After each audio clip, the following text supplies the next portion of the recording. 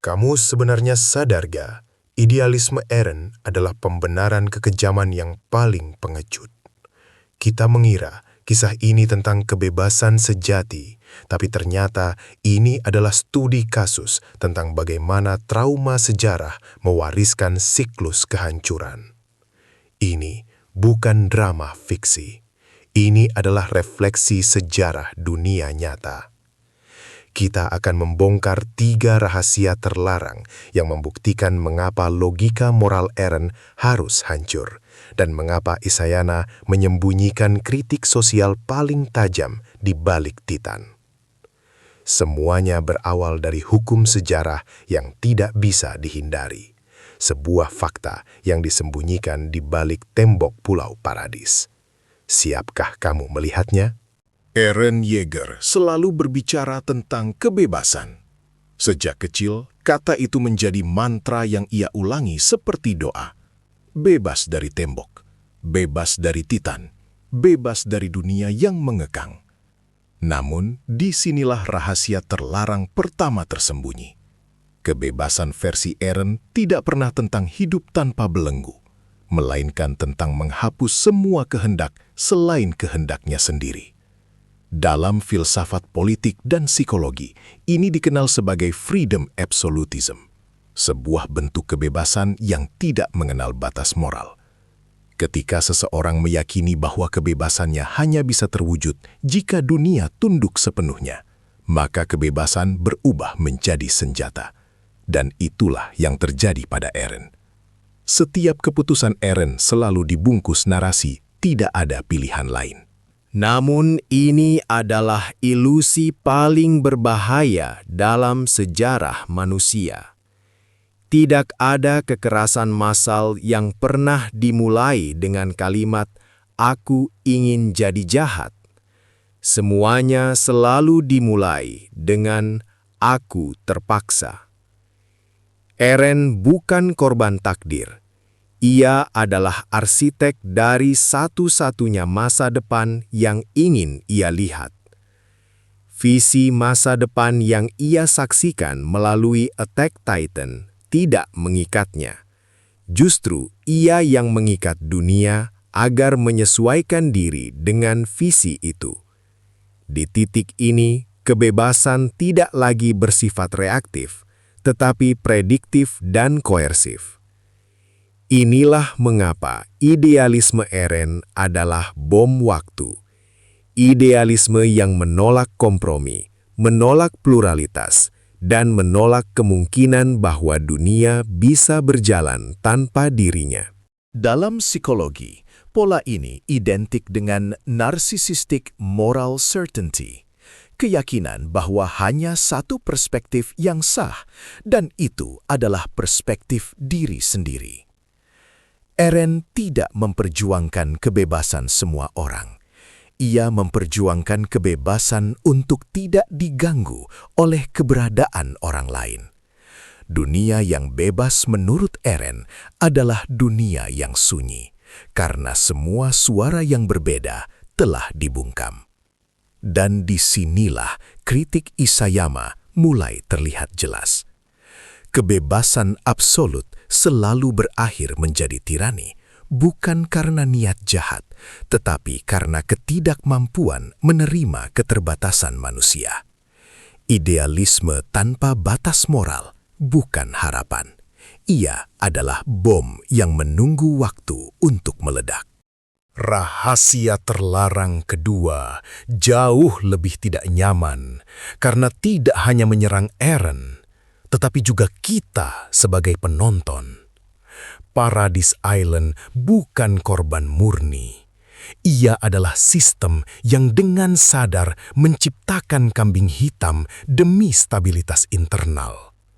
Dalam sosiologi, ini disebut scapegoat paradox, sebuah masyarakat yang bersatu bukan karena nilai bersama, tetapi karena musuh bersama.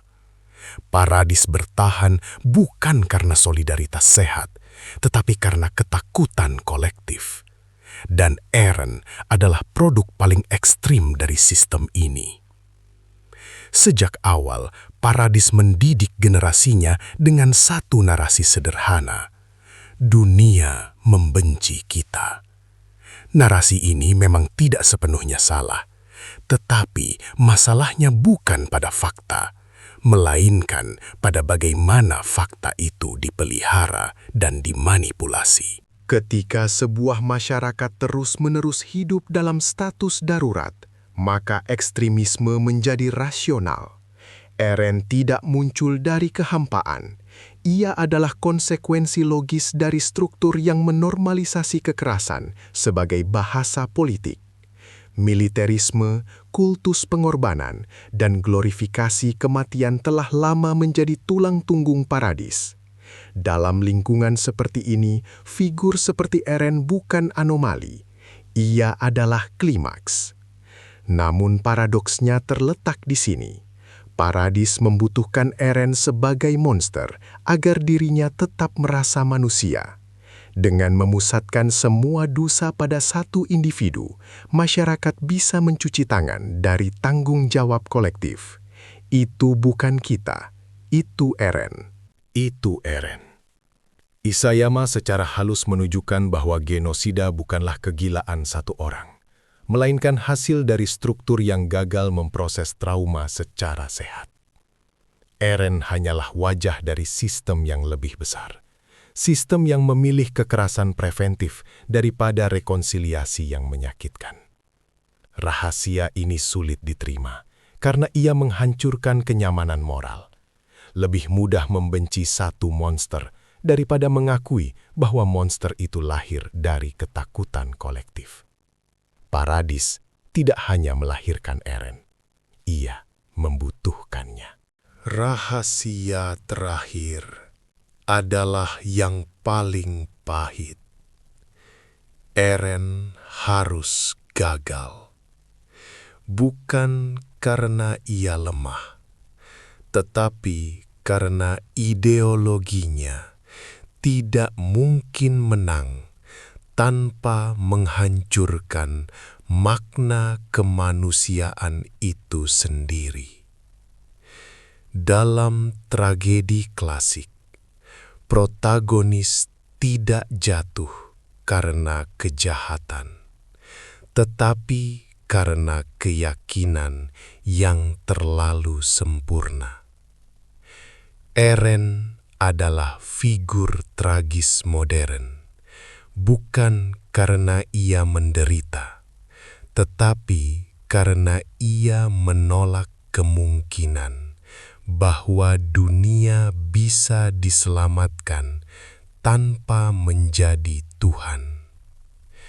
Isayama tidak menulis Arendt untuk menjadi pemenang. Ia menulis Arendt sebagai peringatan bahwa idealisme yang menolak batas akan selalu menuntut korban yang tak terbatas, bahwa masa depan yang dibangun di atas genosida hanya akan melahirkan generasi yang hidup di atas kuburan. Kegagalan Arendt bukanlah twist naratif. Kegagalan Arendt bukan twist naratif. Ia adalah konsekuensi etis yang tak terhindarkan. Dunia yang diselamatkan oleh kehancuran total bukanlah dunia yang bebas, melainkan dunia yang trauma permanen. Warisan Arendt bukan kebebasan, melainkan ketakutan yang diwariskan. Dan disinilah AOT melampaui anime. Ia berbicara tentang sejarah manusia, tentang bagaimana setiap generasi yang gagal menyembuhkan trauma akan mewariskan kekerasan sebagai solusi. Eren Yeager tidak gagal karena ia salah membaca dunia. Ia gagal karena ia menolak menjadi manusia biasa. makhluk yang rapuh, terbatas, dan harus hidup berdampingan dengan ketidakpastian. Eren Yeager bukan pahlawan tragis. Ia adalah cermin yang tidak ingin kita lihat terlalu lama. Cermin tentang bagaimana idealisme bisa berubah menjadi pembenaran kekejaman, dan bagaimana kebebasan bisa menjadi alasan untuk menghancurkan dunia.